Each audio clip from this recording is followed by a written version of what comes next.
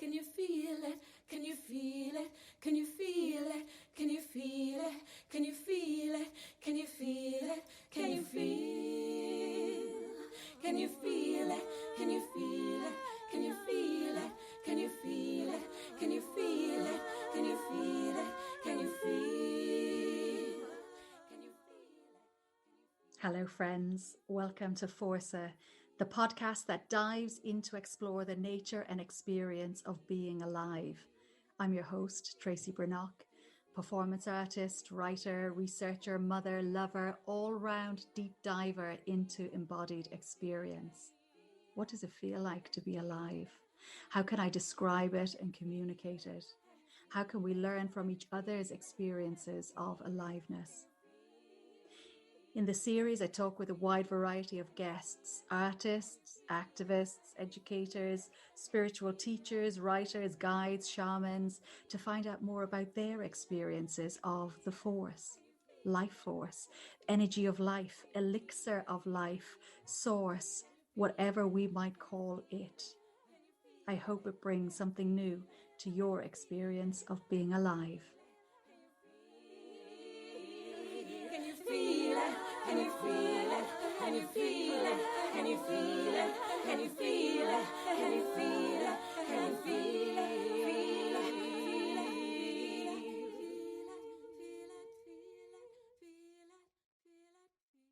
My guest today is Lubi Mcnabara. Lubi is a respected international teacher, practitioner, and author.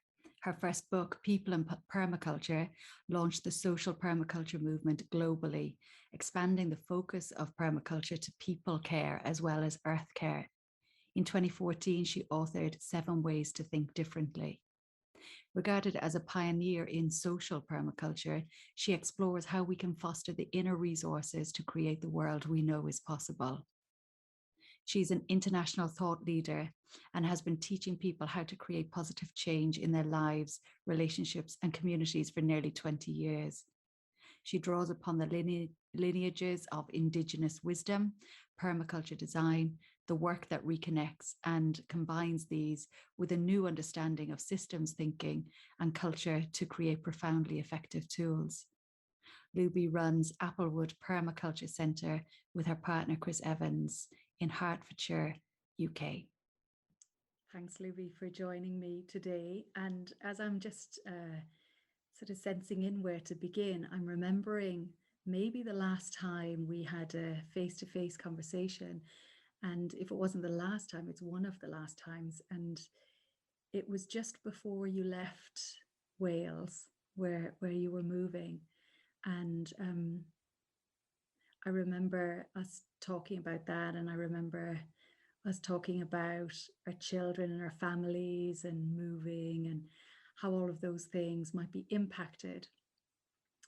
And I just wondered if you wanted to start with a description of really, after sowing those seeds of the plan to move, of how things have unfolded for you in the last 7-8 years, however long you've been in your place now, and maybe specifically to ask about the growth of that, so thinking about it through that metaphor of growing and life emerging.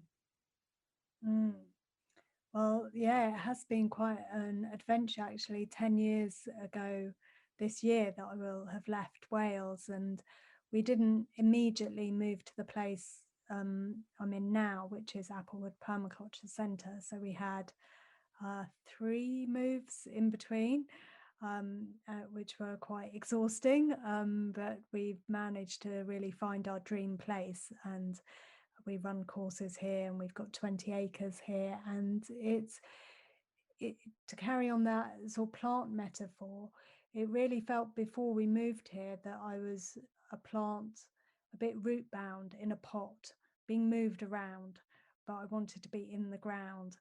And moving here and having this stable home and this connection with all the beings that share this magical home of 20 acres with us, it is like being in the ground and the my roots are growing, and then the growth below ground is being mirrored by the growth above ground as well, so that I really feel that stability and of the roots that allows me to come out into the world and be present in the world, and in such a more profound way than I realized was possible, actually. I had a sort of sense of it, but only a sense of some of it. And now that I'm here, I really feel all of it. And there's still plenty of growth to go, I'm sure, because we've been at Applewood Permaculture Centre now for 5 years. So half a decade, just this week actually is our anniversary of being here. So it's been quite a journey, and quite a rewarding, nourishing journey as well. Yeah, I am always amazed. It's like I always forget how nature is always mirroring our experience when we step outside of, I mean, I could say my house, but I really mean my own conditioned thinking, really, when I step outside of that and I can find myself reflected in nature. And I wonder if you could talk about, like, how is it in your experience to feel rooted? What is different for you in your day to day, or how you think about yourself, or how you relate to other people? You know, so the specifics of what that is as a human experience to feel rooted and in the ground.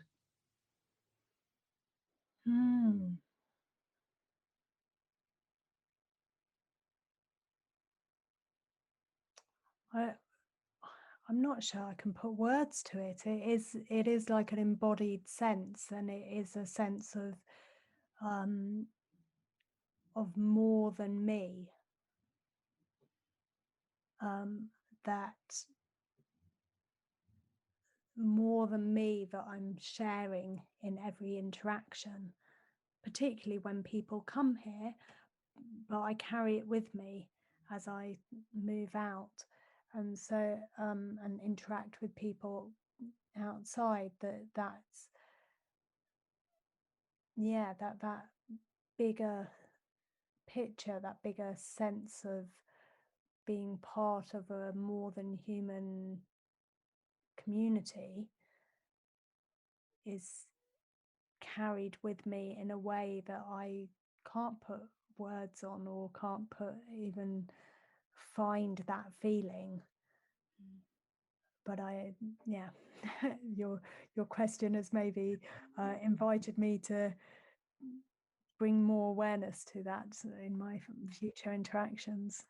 Thank you. Yeah, and I don't even know if there are answers to some of the questions that might emerge. And for me, Yes. that's always interesting, you know, as we begin to come to experiences that are really difficult to language. And for me, in my practice, when I come into my body, you know, it's slow work trying to find the words of the specifics of my experience of what I'm sensing is it's slow. It's not as fast as my mind would like to work and work things out.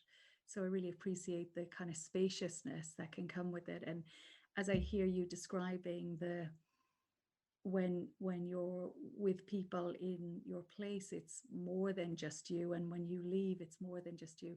It reminds me of the old Celtic tradition of the sacred marriage, of marrying the land, of having this intimate, deep, committed relationship with the land and all of the beings that are part of that. It's a kind of intimacy and connection. And I wonder if you could say more about what that feels like to be intimately connected to this place where you live, and maybe it extends beyond there. I feel like a guest and a visitor, not so much in that I don't belong here, because I do feel like I belong here, and I feel like many of the beings that have been here, that are here, have been here for a lot longer than me. Trees generations and generations before, And so I'm here as part of that. I wouldn't even say I'm here as like stewarding it or guardianshipping it. That still feels kind of in some way that I'm above. And actually I'm just in a deep state of awe and wonder at the life and the ecosystems and all that happens here without me, with me observing, with me here, but in a light touch. So not being a human that comes in and is like, this is how I want things, but to be here as observing and witnessing and being with the trees and the buzzards and the ravens and the bats and the badgers and the dragonflies and all the amazing beings that are here and have maybe been here for generations or generations of them. So, fledglings after fledglings that have been here. And so just really being humble in the beingness of that, in the Was there a time in your life where you had a different way of relating to the place, nature, where you didn't perceive all of that or acknowledge all of that, or were in a different kind of relationship with? Yes, definitely. I mean, I grew up in like a suburb of London, so we had a common where Wimbledon Common, where we used to walk, and so that was the wild space. And we were lucky enough to have a garden with a big mulberry tree that I would climb on. So I was connected with that tree. But beyond that, nature was really just this wall of green that people describe it, that if you don't know any plant names or tree names, it's just a wall of green. You maybe can differentiate some shades of green in there, but maybe not. Maybe it is just a wall of green and or carpet of green. So I was very much like that as growing up, and didn't my awareness and how I interact with the plant world and the more than human world has grown over the last 2 decades, since I've been connected with permaculture and gardening and being with the land. Then it's grown from that, and maybe I wasn't too conditioned to be kind of dominating the land, as well as not being conditioned to respect it and look after it. It was just kind of like not there. Which I think is the case for a lot of people. There is the spectrum there, from the whole dominating, the land is here just to be a place for humans to do what they want to do and for it to serve us, to the other end of the spectrum where it's full respect for the land and all the beings are kin, and we need to be part of the web, but we're not the weavers of the web.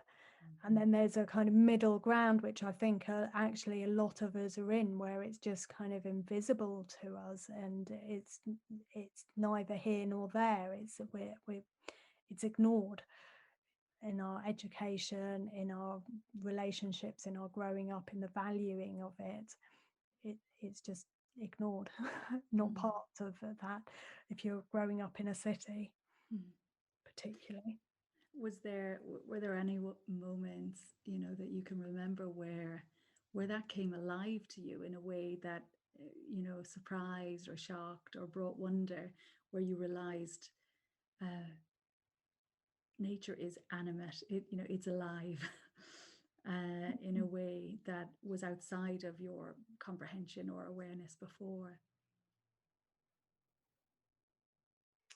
I mean, the first time I grew a crop, which was spinach, it was out on a patio in Brighton. It was like concrete, and there was a little square of earth that I could grow something in, and it was my first experience of like going from seed to plant to eating. We had, I think my mum had done a little bit as growing up, but I hadn't really paid attention to that. And so that was really like, wow, this is like magic, like, what? You just put these seeds in the ground and then they turn into seedlings, and then they turn into plants, and then you can eat them, and then they grow bigger, and it's like, wow. So that was quite amazing. And I think, yeah. And I mean, my whole experience when I moved to Brighton, and we're just outside of town and at the university, and seeing cows from the window was just like, whoa. This is amazing. So it was that experience grew. So I can't put my finger on at the moment a particular moment. Those two stood out, sort of that. But yeah, it was something. I think that when people allow themselves to be in the more than human world, it works its magic on a below conscious level. And so often it can do it on a sort of subtle creeping up kind of way. Sometimes it is those like lightning bolt experiences, and it's like, wow, this is the moment where I suddenly realize we're all connected, and the magic and energy of the more than human world. But sometimes it's just a subtle growing there that's shifting under the surface. I've got 2 or 3 points now that I'm like, oh this, let's go here. I mean, I think what I'll reflect on that and then take us down another path and not go into this. But it reminds me, when I hear you talking about them allowing the magic, I mean, one, I hear that we have to stop sort of stopping ourselves, really. To allow means that we're actually stopping something from being in connection there. And I think that connection is internal as much as it is external, in my experience, and that when we allow one, the other also happens. So the more we connect with nature, the more we connect with ourselves, and that there's a kind of reciprocity there. And when I hear you saying the magic, it reminds me of some of the conversations I hear about the enchantment, of nature, and the sort of myths and the stories and the legends, as well as the direct contact in terms of the plants and the other beings that we might engage or encounter in these places.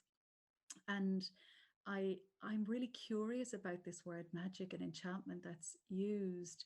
And I guess where I go to in my imagination is really the sense of agency that can be in the other than human world. So I think of fairies, straight away. And in the Irish tradition, like the world of fairies, I think there's a great saying of, some old guy from west of Ireland going, whether you believe in them or not, doesn't make a matter of a difference to them. They still are there.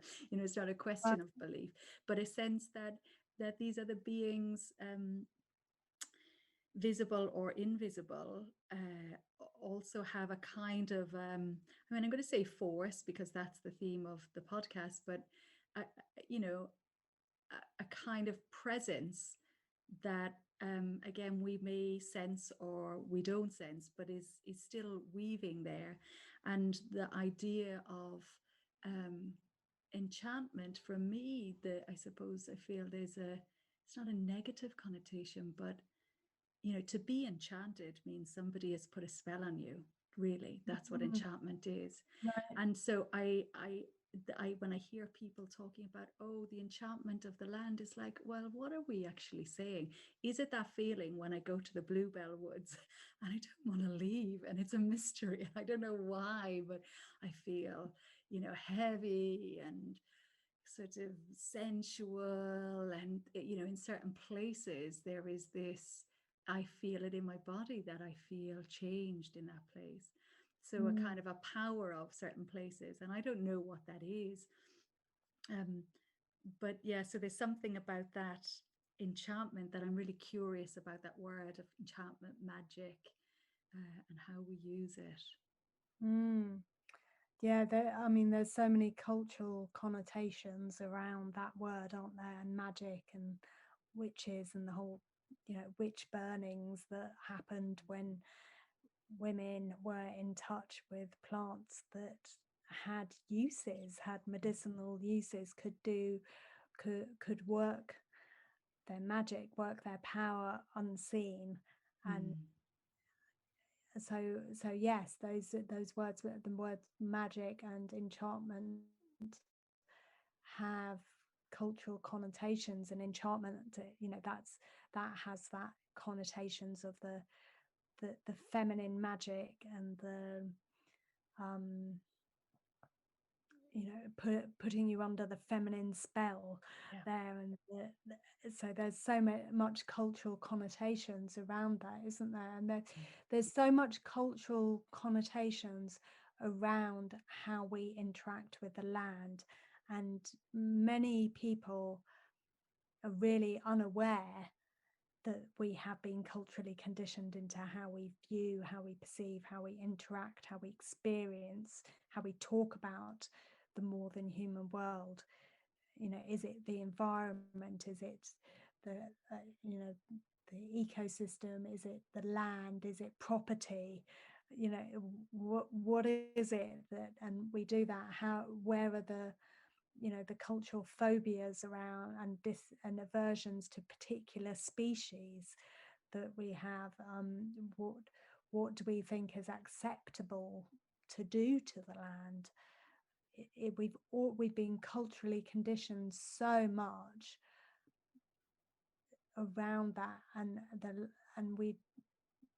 we're unaware that is how we've been culturally conditioned. And some of it is good. We're in the UK, we are a nation of bird feeders. We spend our money on bird food to feed the birds. Great. That's really good. And a lot of countries, that would be absurd to spend money on food for birds. So there are some cultural practices which are worthwhile and beneficial, and there's many that aren't, and we don't necessarily question why we're doing one and not the other. Or so that's an interesting inquiry for all of us, of where do we get our beliefs from, and our language around how we interact with the world. Where do they all come from? Are they actually what we believe, what we want to be? So when we say the word enchanted, just to go back to that, we are actually enchanted by our cultures. We are put under this magical spell to believe that what we're being told in the media messages, in our education, in our television programs, in all of that, what we're being told is the way of interacting with the world, and that's a powerful spell. That needs to be broken. And that's my work with cultural emergence is to help us to understand our cultural conditioning, and so that we can make choices around that and lead us somewhere different. What role does language itself play in that conditioning and that storytelling? And I link the spell to the spelling, because we use words really to create these structures all the time. And where for you does language come in, and how do you use it in different ways, in a sense, to create these new ways of thinking, new ways of being, new ways of living? I think I like that connection between spell and spelling. I love that. And there is a very cyclical relationship between culture and language. They drive each other, so you can't pull one out and say language drives culture. Yes, that's how it works, because it also works that culture drives language, and then they reinforce each other. So it's so what was the question again? How do we break it? Yeah, or how do you individually, what, maybe different kind of forms of writing that you explore in your books? I know you write poetry as well as your other books. What forms of writing do you find useful to be able to sort of break that spell of conditioning that we all have, more or less? How do you find ways through it in words? So one of the activities that I did many years ago was to actually start noting down my self-talk of, like, oh, I've just said I can't do this, or or God, that was stupid of me to do that, or indecisiveness, and I realized that I was doing a lot of disaster scenarioing. Oh, my daughter's 5 minutes late, it must mean that the bus has crashed, and it's like, yeah, really. So so I was writing them down, and that really helped me to see them, to then transform them, to really start being aware of all the times I was saying, oh, I should do that, or that was stupid, or all of those things, those little subtle messages that I was giving to myself that I wasn't even really aware of, but were draining my energy. And then to really consciously bring in reframes of them, and to really make myself aware that there's a point in that self-talk where I could choose to say something different to myself, and that choice point would then reinforce itself if I keep doing that, and that it would energize me, and it would release me, and it would give me different options of how to be with myself. and that has then helped me in how I speak to other people as well. But yeah, it's amazing how much goes on in our own heads, that if you if you do write it out, you're like, oh, whoa, really, I say that. Say that, and then once it's out, you have that sort of ability to reshape it.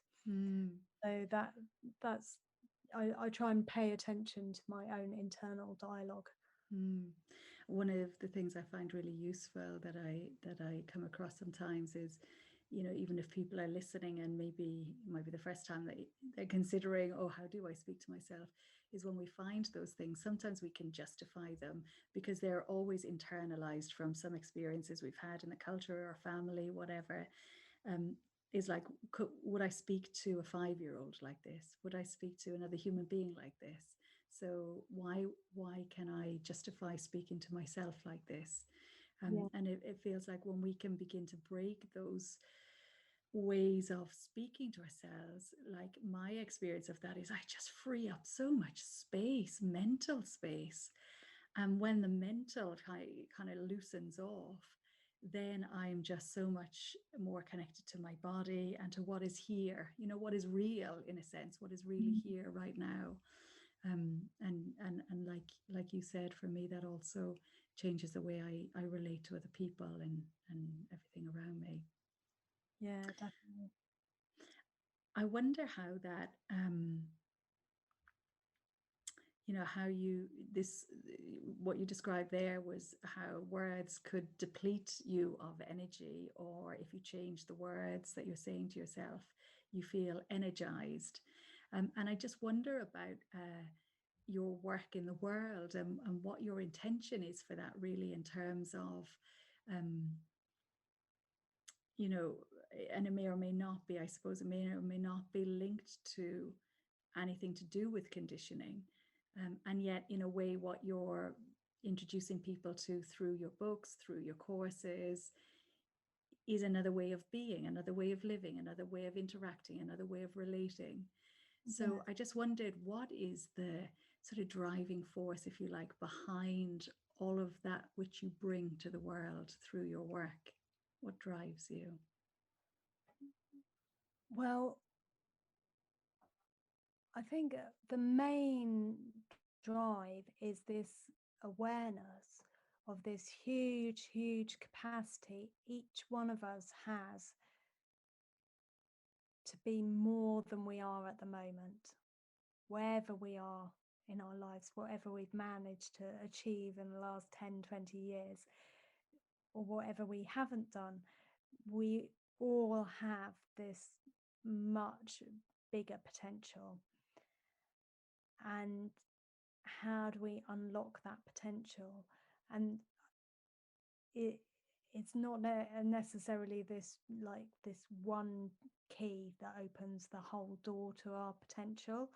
So 10 years ago, when I started writing and I unlocked that door to, and that the commitment to writing People and Permaculture as my first book, that unlocked a whole lot more.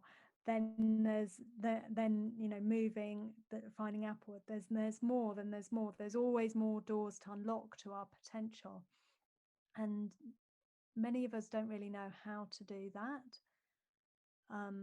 We might be wanting to do that. We might have a sense of something on the other side.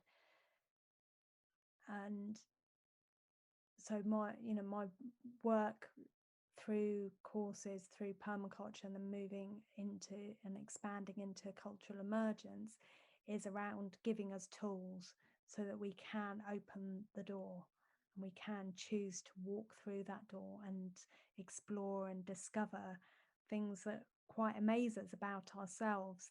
And one of my big motivations for change is seeing so many, the state of the world, and knowing that we don't need to be there, knowing that actually we have the tools, the techniques to move us beyond there. It's the narrative that we need to adapt that invites us onto that journey of change, and that will help us to move somewhere to a more regenerative future that we all need. Because if we don't do that, we're it's a pretty dire picture. And I do believe that we can do that. We can, and it starts with all of us finding our agency for change in ourselves, in how we show up in the world. And I know that that isn't always possible.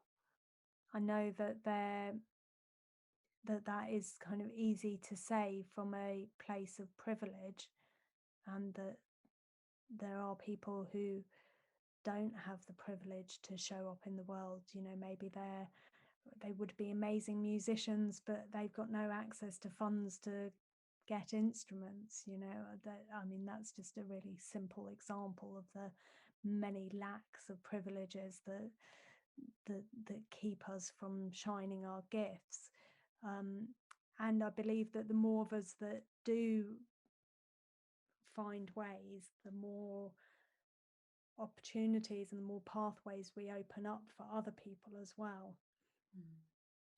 But it is a big, you know, to quote Amanda Gorman, it is a big hill we climb.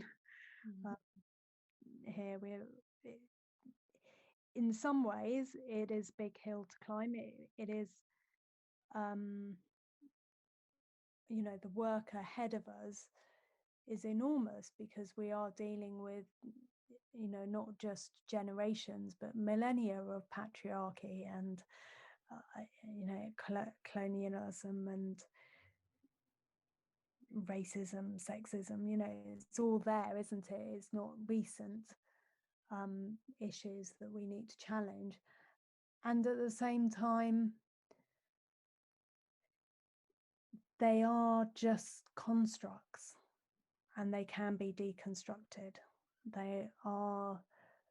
They're not real in themselves in the same way that a tree is real in itself. It's, you know, they are people-made constructs, and they can disappear overnight. I'm sure we've all had that experience at some point where something's been said to us that has just shifted a belief, somehow shifted our understanding in a moment. So it can happen at any time. Yeah, I think back to those first few months of lockdown last year, and you know, seeing photographs from Delhi looking up to the Himalayas, and you know, the mountains being visible for the first time in people's lives, and you know, something that seemed absolutely impossible weeks before, all of a sudden, when the world shifted and everything shifted and everything changed really quickly, you know, there's this potential for another way of being. And I'm really curious as to how this rupture, in a sense, of the pandemic on everyone's lives in so many different ways will emerge. Because what I know about ruptures, I mean, I liken it to trauma, really. I mean, trauma comes in as from an experience where something is so overwhelming, you know, we dissociate and we come out of our experience because it's too much for our nervous system to process. And so there's a rupture, but and then it takes a little while to settle back in before we begin to process that, you know. And so I'm really interested to see what will emerge in this next 5 to 10 years now, as people individually, really, and then collectively as communities and as nations, and then globally, as we begin to process this shift that has happened on such a deep level and will continue to unfold. And in that incredible way that life just is a mirror for us. Just at this moment in the podcast chat that I was having with Luby, she was called suddenly to go and see to a child. So we had the rupture, the interruption, right in the middle of our conversation. So I'm going to close this episode with some words that Luby shares in her incredible book, People and Permaculture. And it's her closing words to the book, and she is referencing Joanna Macy's The Great Turning. We each have our own challenges to face and decisions to make, and our journeys may not be smooth. We have to be kind to ourselves and take the options that are right for us with no guilt, blame, or shame. Everything is infinitely more complex and interrelated than I've presented here. Change can take time, or we can suddenly find ourselves at turning points. Unexpected things can and will happen, which brings me hope. Hope that we will make the journey necessary to create the great turning. Through accessing the deep well of collective wisdom and community spirit, we are able to accomplish much in the way of healing. By feeling the rhythm of the earth beneath our feet, we can tune into cycles much greater than ourselves. Through our belonging to the earth, we can find the roots of our shared humanity. From respect, friendships, communities, gardens, and forests can grow. We have the opportunity to reconcile the bigger picture with our personal needs. And from this union is a deep sense of connection that motivates us to be our best for the world. We can create a life-sustaining earth culture. We can weave rich tapestries of abundance for ourselves, the planet, and future generations. Thank you, Luby.